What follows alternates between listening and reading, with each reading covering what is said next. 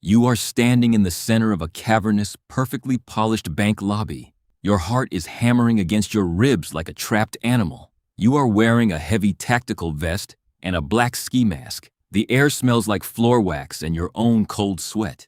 Lying on the marble floor at your boots is a man in a gray suit. His hands are zip-tied behind his back. It is the branch manager. 4 years ago, this exact man sat behind a mahogany desk and signed the papers that destroyed your life. He foreclosed on your business. He repossessed your trucks. He took the roof over your daughter's head. Now he is bleeding on his own floor, looking up at you. "Hit me," the manager whispers, his voice shaking. "Harder this time. They have to believe I fought back." You look down at the heavy stock of the rifle in your hands. You aren't a criminal. You build houses. But desperation has rewritten your DNA. You grip the weapon, pull it back, and drive the steel butt into the man's ribs. The sickening crack echoes through the empty bank. You feel a terrifying rush of adrenaline. It feels like justice. You are 45 years old. You have calluses on your hands so thick you can't feel a lit match. For 15 years, you ran a successful contracting business. You poured concrete, framed houses, and paid your taxes. Then came the market crash. Materials doubled in price. Contracts dried up. You needed a bridge loan to keep your crew paid. You went to your bank, the bank you had been loyal to for a decade. They didn't just say no. They pulled your existing credit line without warning. A risk management algorithm decided you were a liability. You remember the day the repo men came for your excavators. You remember sitting in your truck in the driveway, crying in the dark because you didn't know how you were going to buy groceries. The bank didn't see you as a human being. They saw you as acceptable collateral damage. You spent the next 4 years drowning, working under-the-table cash jobs, watching your marriage fracture under the weight of crushing, suffocating debt. You became a ghost in your own life. It happens on a Tuesday. You are patching a leaky roof in the pouring rain when an unmarked burner phone you found taped under your truck's tire rings. A distorted voice on the other end knows your name, your debt, and exactly how much you hate the bank. "I am the inside man," the voice says. "I have the keys to the kingdom. I need muscle. I'm offering you $1 million, untraceable, tax-free. Do you want your life back?" You know it's insane. You know professionals get caught, but you look at your torn boots and you think of the final foreclosure notice sitting on your kitchen counter. Desperation is a master manipulator. It makes the impossible look like a life raft. You say yes. The inside man never meets you in person. He runs you like a military operation through encrypted texts.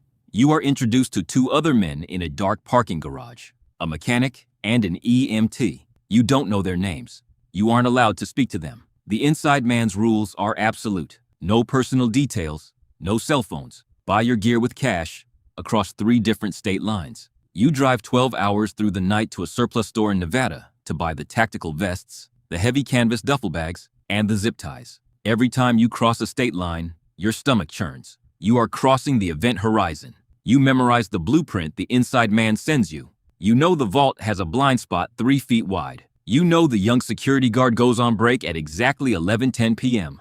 You rehearse the movements in your living room with a broomstick until your muscle memory is flawless. The night of the heist, you don't feel fear. You feel a hyper-focused, terrifying clarity. At exactly 11:14 p.m., the loading dock doors slide open, triggered remotely by the inside man. You and the 2 others slip into the bank like shadows. It happens fast. The EMT drops the young security guard with a sleeper hold. Swift, non-lethal, exactly as rehearsed. You move on the manager's office. You drag the man who ruined you out of his leather chair and throw him to the marble floor. When the 3-foot-thick Diebold vault door swings open, the air inside hits you like a freezer. And there it is, $4.2 million of mutilated currency, ghost money, destined for the incinerator. You start shoving stacks of non-sequential hundreds into the duffel bags. The weight of the money is staggering. It takes exactly 4 minutes. You strike the manager, zip-tie his wrists, and disappear into the night before the police sirens even breach the city limits. The heist goes perfectly. The FBI classifies it as an external breach. The manager plays the traumatized victim. Your cut, $1.2 million, is laundered through a shell corporation the inside man set up in the Caymans. You are officially a millionaire, and it is the worst torture you have ever experienced. The inside man's final rule was clear. The FBI monitors unsolved bank robberies for years. If you buy a new truck, you go to prison. If you pay off your house in full, you go to prison. If you take a vacation, you go to prison. So, you live in the exact same rotting house. You drive the same rusted pickup truck. You eat the same cheap, canned soup.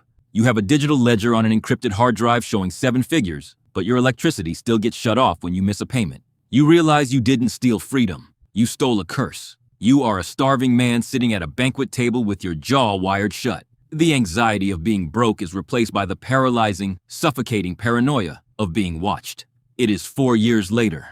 It is a freezing morning in November. You are standing in your dilapidated kitchen, pouring a cup of cheap black coffee. You are exhausted. The paranoia has aged you 10 years. You look out the window at your overgrown lawn. Then, you hear it, the crunch of tires on gravel. You freeze. A dark, unmarked mid-size sedan parks across the street. A man steps out. He is wearing a dark suit and a heavy trench coat. He doesn't look like a cop. He looks like a predator. He walks up your driveway. Every muscle in your body locks up. The coffee mug trembles in your calloused hand. Knock, knock, knock. You slowly open the front door. The man holds up a gold badge. "I'm a senior special agent for the Financial Crimes Division," he says, his voice like cracking ice. "I know about the ghost money. I know about the tactical gear you bought in Nevada." Your heart stops. The flawless armor of the architect just shattered. The FBI agent doesn't arrest you. He walks past you into your freezing kitchen and sits at your rusted table. "The manager thinks he's a genius," the agent says, staring at you with cold, dead eyes. "He built a perfect fortress, but he used desperate men to do his dirty work. He ruined your life to save his own." The agent leans forward, placing a recorder on the table. "I don't care about you. I want the architect. I want the inside man. If you give me the manager, if you testify that he orchestrated the whole thing, you get full immunity. You keep $250,000 of the laundered money, legally. You get your life back." The agent pauses, letting the silence suffocate the room. "Or, you can stay loyal to the man who foreclosed on your house, and I put you in federal prison for 20 years. The choice is yours." You look at the rusted sink. You look at the cold, empty house. You think of the manager, sitting on his back porch, living off a massive corporate settlement. The anger, the raw, blinding hatred for the bank, comes flooding back. You sit down across from the agent. You look at the recorder, and you press record.